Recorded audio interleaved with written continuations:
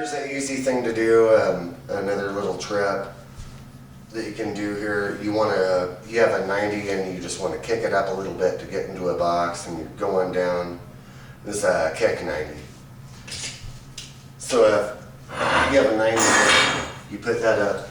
If you want to raise that pipe like 18 inches up or something, at least do a mark out here to like 18 or something. Out here. Or like 8-inch, little 8-inch kick or whatever. Or even just a tiny kick into the box. You can still do that. But always mark like an 18-inch kick, at least mark 18 before you start going, and use your arrow right there.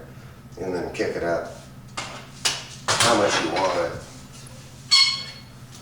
And here's our 18, let's say. We'll put it on an arrow. Get that. Apply a little pressure.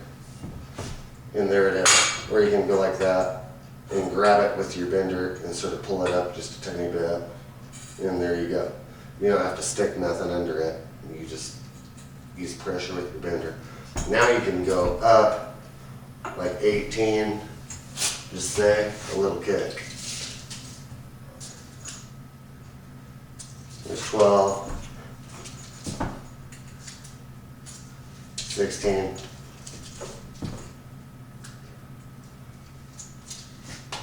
17 and a half. Here we go with the 18-inch kick right there. So your conduit is coming up, and you have a mark here. Then you could do the rest of your pipes and take it like a 1.5 inch back. That'll allow for some couplings, all that. Then you could have a row of pipes coming this way and shooting towards the wall.